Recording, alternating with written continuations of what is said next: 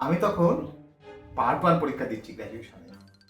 তো আমার ঠিক সামনে যে ছেলেটা পরীক্ষা দিচ্ছে, সে ছিল আমাদের ওখানে ইউনিয়নের নেতা। সবসময় একটা লিডার লিডার ভাব, একটা হাম বড়া ব্যাপার। এবার আমরা পরীক্ষা দিচ্ছি, সুন্দর পরীক্ষা চলছে, ক্লাস একদম শান্ত। আমাদের যে পরীক্ষক, সে একদম অনেক কিছু অফিসিয়াল কাগজপত্র নিয়ে এসে চুপচাপ খাতাতে কাজ করে যাচ্ছে।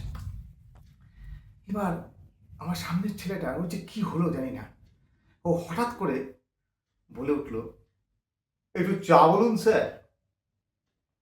যেমনি স্যার ওই কথা শুনলো, হাতের কাজগুলো সব খাপাক খাপাক খাপাক খাপাক করে সব বন্ধ করে দিল।